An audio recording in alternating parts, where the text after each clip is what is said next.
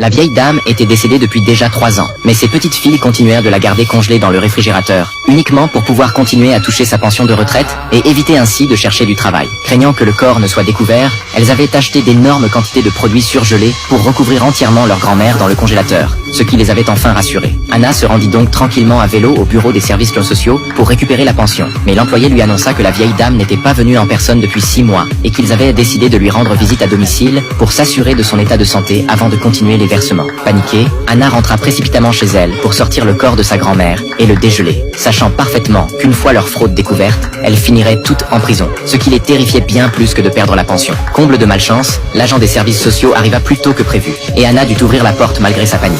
Voyant qu'il s'agissait d'un homme, elle tenta de le retenir pendant que ses sœurs s'affairaient à mettre en scène l'appartement. Lorsque Jack entra finalement, il découvrit la vieille dame en train de jouer aux cartes avec 2 de ses petites filles, bien que son teint paraisse étrangement bleuâtre. Au moment où Jack s'apprêtait à la saluer, Anna l'attira rapidement dans sa chambre et lui déclara même son amour, ce qui le laissa complètement stupéfait. Soudain, l'électricité fut coupée, et pendant qu'Anna cherchait des bougies, Jack ouvrit le réfrigérateur pour vérifier si les aliments n'avaient pas tourné, ce qui terrifia Anna au plus haut point, mais heureusement le congélateur était tellement rempli de nourriture qu'elles échappèrent de justesse à la catastrophe. Le lendemain, un vieil homme se présenta chez elle, prétendant être un vieil ami de leur grand-mère qu'il n'avait pas vu depuis longtemps, et menaça d'appeler la police s'il ne pouvait pas lui parler avant 17 heures, puis repartit en voiture. Anna rentra chez elle et se maquilla lourdement pour ressembler à sa grand-mère, espérant faire illusion. À 17 heures précises, le vieil homme revint effectivement, et bien qu'Anna fût déguisée en grand-mère, elle était extrêmement nerveuse en le voyant, mais ses talents d'actrice lui permirent de tromper sa vigilance. Les sœurs décidèrent finalement qu'il était trop dangereux de garder leur grand-mère dans le réfrigérateur, et résolurent de transporter le corps dans un endroit sûr.